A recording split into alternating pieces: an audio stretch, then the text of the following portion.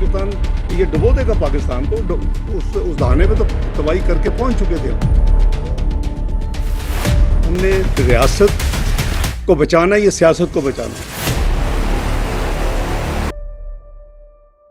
अस्सलामुअलैकुम and welcome viewers, this is Murtaza Hasan.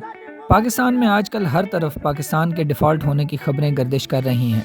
Default का मतलब है कि जब कोई मुल्क कर्ज़ों की रकम अदायगी नहीं कर पाता।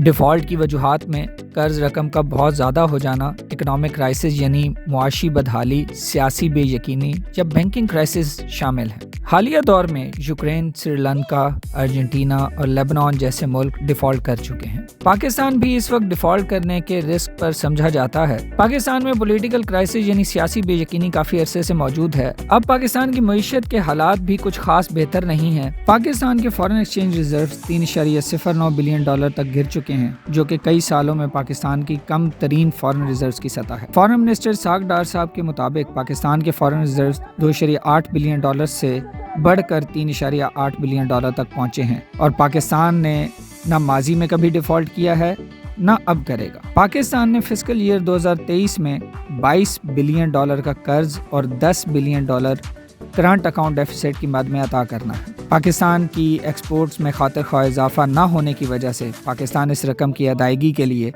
मदद और IMF कर्ज़ों के हसूल की कोशिश कर रहा है। इकनॉमिकल एक्सपर्ट्स के मुताबिक पाकिस्तान के मौजूदा मुआशी मसाइल की वजूहात में तबाहकुन सैलाब, ग्लोबल रिसेशन यानी बैनुल अक़वामी मंदी और गैर मुस्तहकम मुआशी पॉलिसी शामिल हैं। मगर साथ ही उन्होंने उम्मीद दिलाई है कि पाकिस्तान की मुआशी सूरत हाल इस साल के आखिर तक बेहतर हो जाएगी और पाकिस्तान न सिर्फ ज़र मुबादला कमाएगा बल्कि अपने कर्ज भी वक्त पर अदा कर देगा।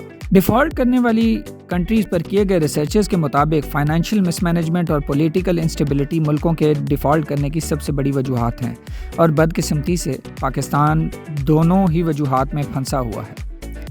अगर पाकिस्तान डिफ़ॉल्ट करता है तो पहली चीज़ जिसका सामना होगा वो इंतहाई ज़्यादा इंटरेस्ट रेट है जो पाकिस्तान को भरना पड़ेगा, जिससे पाकिस्तान की एक्सपोर्ट्स और इंपोर्ट्स शदीद मुतासर होंगी और पाकिस्तान से फ़ॉरेन बिजनेस और बिजनेसमैन अपना पैसा निकालने की कोशिश करेंगे, जिससे डॉलर का रेट मज़ीद बढ़ेगा।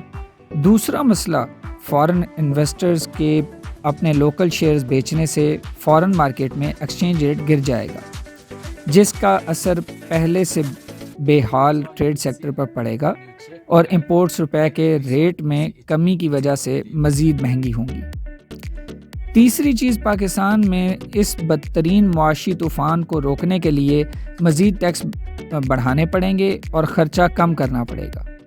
चौथी चीज़, पाकिस्तान के डिफ़ॉल्ट करने पर मुल्क में बैंकिंग क्राइसिस शुरू होगा। लोग अपना पैसा निकलवाने बैंक जाएंगे, मगर उस पैसे की वैल्यू बहुत कम हो चुकी होगी, जिससे मुल्क में गुर्बत मज़ीद बढ़ेगी। इन तमाम वजूहात की वजह से पाकिस्तान स्टॉक एक्सचेंज पर असर पड़ेगा और फ़ॉरेन इन्वेस्टर्स पैसा इन्वेस्ट नहीं करेंगे, जिसकी वजह से इकनॉमिक क्राइसिस शिद्दत इख्तियार कर जाएगा। इससे बचने के लिए पाकिस्तान की हुकूमत को सख्त मुआशी पॉलिसी अपनानी पड़ेगी, जैसे कि सब्सिडीज़ का खात्मा और मिलिट्री बजट में कमी।